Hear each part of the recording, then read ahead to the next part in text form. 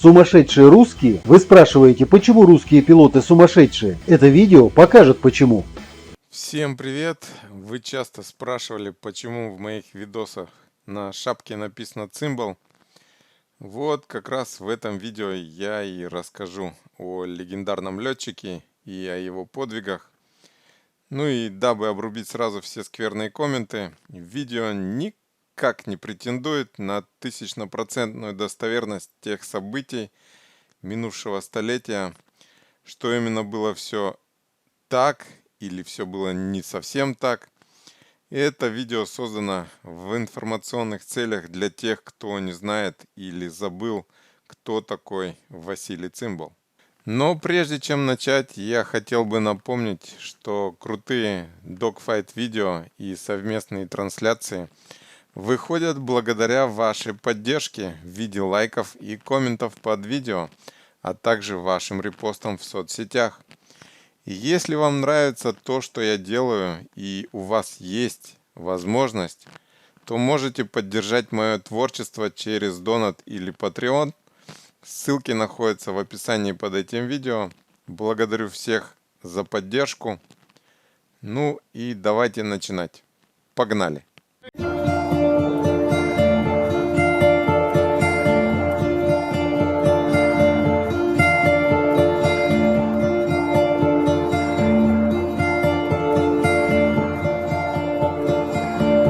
Последние несколько лет представители стран НАТО постоянно жалуются, что российские истребители проходят от их воздушных судов на опасном расстоянии. Очевидно, они забыли воздушных асов советских лет, которые доводили до нервных срывов пилотов западных стран, чуть ли не садясь им на голову. Больше других в этом отношении прославился Василий Цимбал, которого летчики НАТО боялись как огня. Воздушные приключения Василия Цимбала начались осенью 1987 года. В один прекрасный августовский день в 941-й истребительный авиаполк противовоздушной обороны, базировавшийся под Мурманском, на аэродроме Килп-Явр перевели летчика Василия Цимбала с официальной формулировкой «за дисциплинарный проступок». Воздушная часть, в которую попал летчик, охраняла северные границы СССР, около которых с разведывательными целями курсировали самолеты НАТО. Их интерес к побережью Баренцева моря с базами советских атомных подводных лодок был настолько велик, что летчики вылетали на перехват вражеских самолетов по нескольку раз в день. Перевели не просто откуда-то, а аж с Дальнего Востока. Что же такого он натворил? Вася Цимбал был выпускником Армавирского авиационного училища и, как и все ребята оттуда, славился своим умением четко выполнять поставленные боевые задачи, правда, не совсем стандартными или, я бы даже сказал, очень неординарными подходами. Любимым его трюком были проделки с топливом. Очередная такая выходка как раз и случилась на Дальнем Востоке, когда один из японских сторожевиков, причем несший на себе пару вертолетов, этакий неофициальный авианосец, пересек границу между нейтральными водами и территорией СССР. В небе был, к несчастью японцев, Вася Цимбал. И он быстро придумал, что делать. Сделав пару виражей на сверхмалой высоте над кораблем, он убедился, что тот менять курс не собирается. И решил попробовать как следует напугать непрошенных гостей. Поднявшись повыше, он развернулся и начал пикировать на японцев. Те не на шутку испугались. Провокация зашла слишком далеко, и никто не знал, отдан ли советскому летчику приказ атаковать. Команда судна была в шоке, граничащего с ужасом. Нельзя забывать, заканчивалась холодная война, и советский самолет мог нести ядерную боеголовку. В итоге Цимбал на крейсерской скорости пронесся в метрах 5-6 над палубой и потоком воздуха буквально сдул в воду один из вертолетов. После чего, видимо, на волне азарта произнес в открытый эфир коротко, но емко «пиздец котенку». Японцы, услышав одно из самых экспрессивных выражений русского мата, развернули корабль на 180 градусов и дали полный ход. Но выпендрежнику Васе этого было мало. Пока корабль японцев находился в водах Советского Союза, Вася решил отработать свой излюбленный прием. Пролетая над гнездом кукушки, несчастными провокаторами, Цимбал включил слив топлива и обдал военных страны восходящего солнца керосиновым дождем. Потомки самураев не смогли выдержать такого позора и в массовом порядке побежали делать харакири и жаловаться вышестоящему начальству. Практически сразу после возвращения Васи на базу его вызывают на ковер. На базе тоже все слышали и, узнав подробности, вздыхает с облегчением, слава богу, никого не убил, и отправляет на другой конец страны, чтобы в случае чего по старой доброй традиции заявить, что летчик не наш, да и вообще 2 недели как в Мурманск уехал. Оказавшись на севере, Василий Цимбал не стал изменять своим привычкам. В сентябре 1987 года, впрочем, как и всегда, возле Кольского полуострова было неспокойно. Американские и норвежские натовцы летали достаточно часто, по нескольку раз на дню, заходя в советское воздушное пространство. А Баренцево море бороздили авианосцы, с которых эти самолеты и взлетали. Когда Вася в 7-й раз за сутки бежал к своему верному Су-27, надевая на ходу шлем, наверное, ему очень хотелось применить огонь на поражение и ракеты с ядерной боеголовкой, чтобы наверняка. Но соответствующих приказов отдано не было, и Цимбалу оставалось только его старый добрый трюк. Подговорив своего товарища, он вместе с ним устраивает американцам дождь из вонючего керосина. Как ни странно, это очень помогло. Янки стали значительно меньше появляться в регионе. Да и никаких последствий для Василия не было. Только наш герой хотел обрадоваться, как тут же о себе напомнили норвежцы. Из всех стран, входящих в НАТО, лишь ВВС Норвегии продолжали докучать советским летчикам, которых не сильно пугало то, что Вася посикал на солдат одной профуканной англичанами сверхдержавы. У потомков викингов осталась храбрость предков и дополняла ее очень хорошая и вызывающая нервный тик у советских ПВО «Птичка». Разведывательный самолет «Орион». 4-винтовое береговое патрульное воздушное судно – очень удачная модель, которая может в течение 12 часов без дозаправки находиться в воздухе и следить за передвижением советских кораблей, изрядно действовать на нервы советской ПВО. Все это про вот этот вот самолет. Тихим воскресным утром засеченный советской РЛС, один из таких самолетов находился в опасной близости от наших границ, предположительно патрулируя перемещение нашей подводной лодки. В очередной раз Су-27 был поднят по тревоге 13 сентября 1987 года. К несчастью для нарушителя покоя советских ВВС, за штурвалом истребителя находился Василий Цимбал. Едва продравший глаза Цимбал, отправленный подвинуть норвежца подальше от наших границ, разогнавшись по взлетно-посадочной полосе Килпьявра и отчаянно матерясь, взлетел. Почему же Василий был недоволен происходящим? Конечно, советский летчик всегда был готов вылететь на боевое дежурство и денно и ночно охранять покой граждан своей родины, но только не в воскресенье. В этот день недели ровно в 11 часов утра показывали знаменитую на весь Союз телепередачу «Утренняя почта» во главе с бессменным ведущим Юрием Николаевым. Не понимаете, в чем прикол? Это сейчас у нас есть YouTube с кучей музыкальных каналов, да и любую песню можно найти и скачать. А тогда у советских граждан был максимум телевизор, который являлся основным источником развлечений.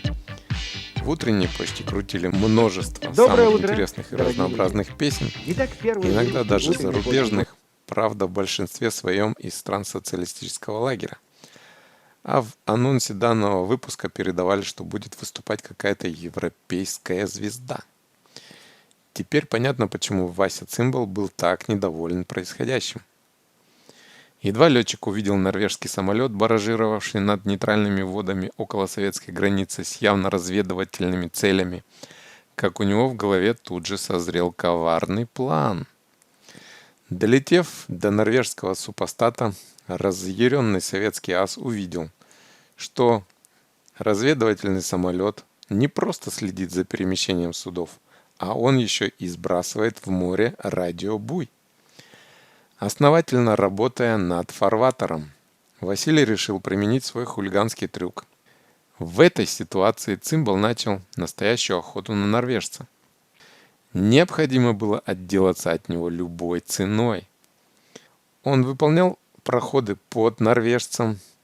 Его Су-27 проносился вокруг вражеского самолета не то что на опасном расстоянии, а чуть ли не задевая днищем своего истребителя кабину пилота Ориона, на выходе сливая быстро рассеивающийся керосин и создавая таким образом облако, мешавшее тому нормально выполнять свою задачу.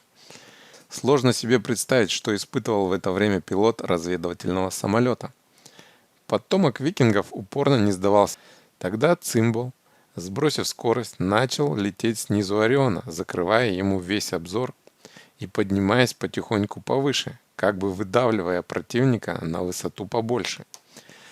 На 7000 метров пилоту разведывательного самолета это надоело, поэтому он начал сброс буев прямо на Васю. Наш герой такого к себе отношения стерпеть не смог и поэтому начал выполнять фигуры высшего пилотажа, то отдаляясь от норвежца, то заходя на атаку с хвоста.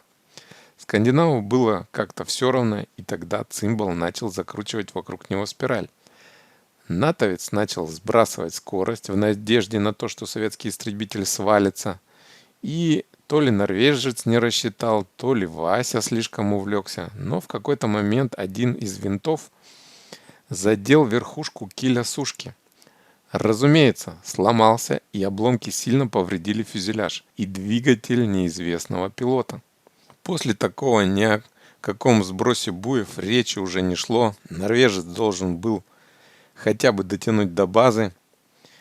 Соответственно, разведсамолет развернулся и начал покидать место столкновения с Васей во всю мощь своих оставшихся 3 двигателей. Но Вася Цимбал не был бы Вася Цимбалом, если бы не упустил случая поглумиться над поверженным врагом. Доложив на базу о выполнении своей боевой задачи, он догнал разведчика и обоссал топливом всю кабину и фюзеляж натовца. А увидев, что хитрый скандинав снимает его и фотографирует, Вася специально немного попозировал, после чего развернулся и улетел обратно на аэродром под Мурманском. На вопрос техника, почему он так быстро вернулся, летчик отбрехался тем, что летел на форсаже. Этим же, по его мнению, объясняется очень малый остаток топлива.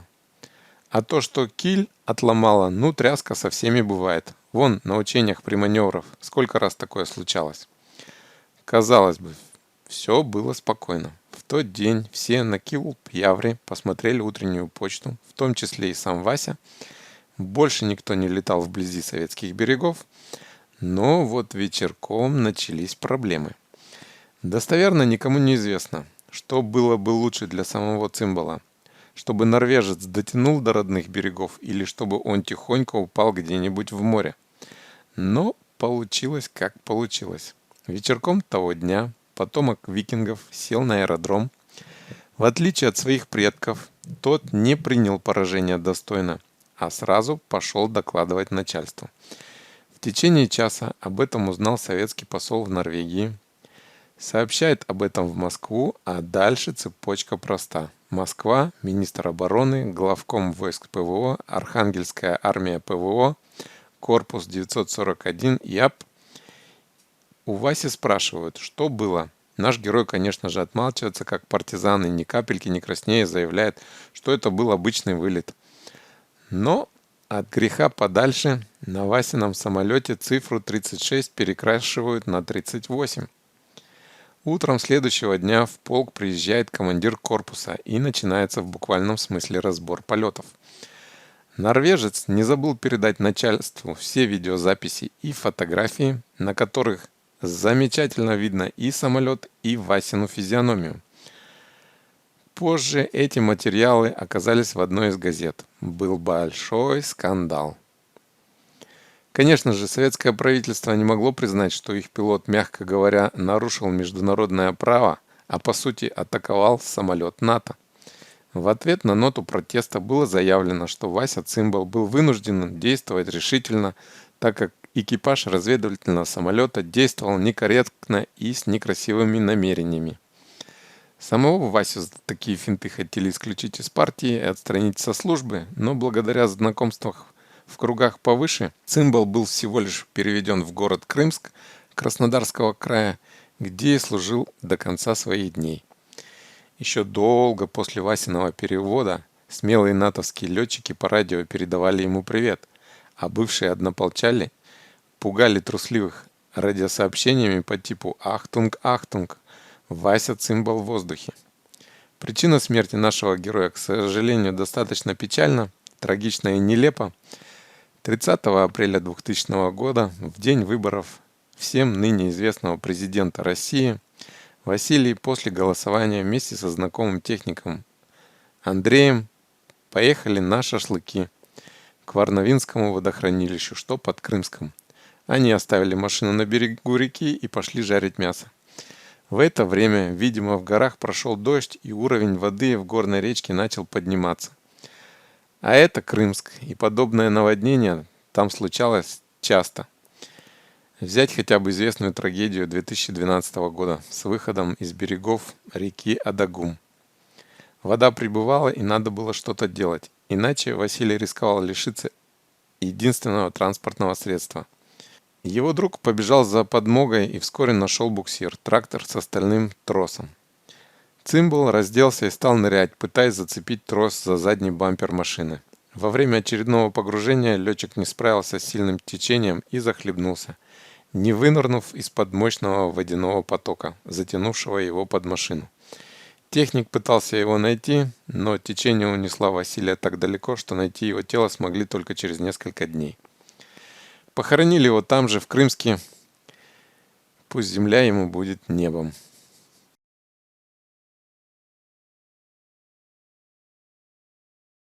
Подайте, касатики, сестрички, братики, папаши, мамаши, благодетели наши, обратите внимание на мои страдания, подайте подаяние на пропитание сиротинке безродному, холодному и голодному, сущему, неимущему, слепому, хромому.